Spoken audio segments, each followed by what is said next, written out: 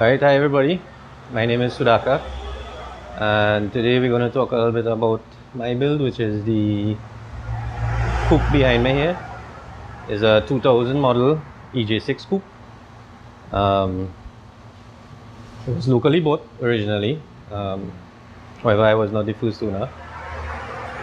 So what really make this build a little different to everybody else is what the build is. So normally when you hear Civic, you think about B series, H series, K series. I just wanted to do something a little bit different. As with any build that I do, I always try to do something a little different to what everybody has. Hence the reason we ended up going with the J series or the J-swap. Right? It was a pretty common build in the US. However, locally, I had never seen anyone done it before, and it's something that had always interested me. I was always fascinated by it, I come from old school, things like Cortina and so on, so the V6 aspect of it is what really attracted me. So, like I say, I always wanted to be different with my builds. My previous build, or one of my previous builds, was actually the first boosted ES8 Civic in the country. That was done around 2008, 2006, 2006, 2007, right? Kize was one of the guys who actually was very instrumental in helping me with that build when I had to do the conversion from CVT to gearbox. And fast forward to now, we do the V6 build. So the build originally was an idea that I came up with, and who really helped me to bring it to life was the fellas at Japan Society and Swap Factory Auto. Swap Factory Auto mechanic Rajiv, he's someone that I chose to do the job because of the way that I've seen him work on vehicles. Whenever he's doing a job, he always is very meticulous with what he's doing. He's not working on the vehicle as if it's somebody else's own. He works on it as if it's his. And that's why I chose to go with him, because I know that whatever we're doing, we'll get it done properly.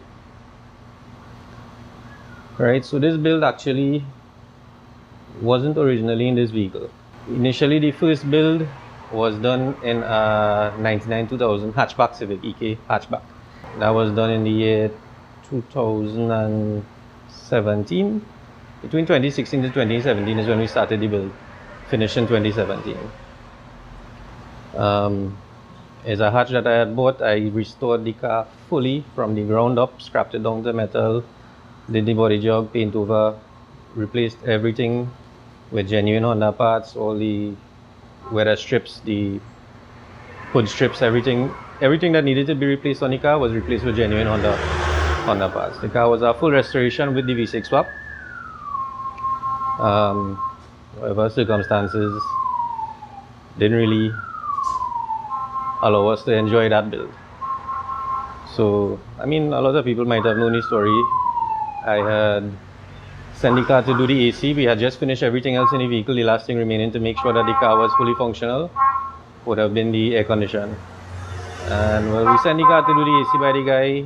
So happens the guy decided to drive the car and wasn't able or wasn't expecting what the vehicle had in it. And he ended up crashing the car, unfortunately. So after the hatch was crashed, I really didn't have the zeal to build it again. However, I came across the coupe, and looking at the chassis and the condition of the vehicle is something that I was always interested in as well. Always liked the coupe, and I decided to, take a try again. Ended up purchasing the coupe, and we ended up doing the swap. However, with the swap in the coupe, I think we ended up making some improvements over what was done in the hatch. The hatch was the first to be built with the J series swap in the country, and the coupe was also the second to be built.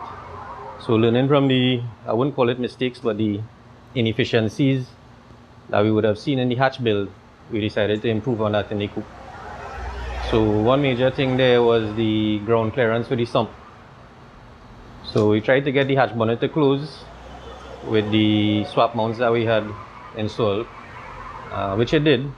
However, your ground clearance was a little bit too close for comfort, and we decided to modify the swap mounts in the coupe, raise the engine a little bit higher to give us a little more ground clearance, but because of that, obviously, we end up with a big hole in the bonnet. Right, so one of the main questions that get asked when people see the car is, what happens when you're driving rain? And I can always tell them, well, basically the engine just runs a little cooler. I have daily the vehicle for 2 years plus, from South to Remand back, and I've never had any issues with rain falling or anything like that with the engine. There's not too much of it that's exposed to the weather, and whatever is exposed, well, I don't think it really causes too much of an issue. The other improvement that we made was the cooling for the air condition and the radiator. So basically what we did this time, instead of using the half radiator, we used a full-size radiator, and we ended up tucking it under the radiator panel as opposed to having it on the outside. So we get a little more clearance, a little more room to work with. One thing I forgot to mention is we upgraded from the 3-liter V6 to the 3.2 V6. So we went from J30A4 to J32A3. It made a huge difference, more than I thought it would have made. I didn't think it would have been something, so great, but it was impressive. So the car basically, more or less stock ECU, no heavy mods to the engine. We just have basically AEM, fuel pressure regulator, the swap headers. That's about all we basically did to the engine. Is a 6-forward gearbox. The vehicle suspension was upgraded in terms of we installed the Body Club Sport Spec coilovers, front and rear braided lines, front and rear camber kit. We also have 17 CL15 upgraded rotors and calipers in the front, disc brakes to the back, 3-inch exhaust front to back. Interior wise on the vehicle, I saved the parts from the hatch, which was a EK9 interior, so we end up with EK9 Recaros, EK9 carpet, EK9 door cards. I think that's more or less it for the inside. So like I said, the car wasn't really built as a project for the racetrack. It was more of a daily driver, personal enjoyment vehicle, and that's basically what I use it for. However, with the swap, what we ended up realizing is we have a little more potential than we thought with regards to track, and I think that's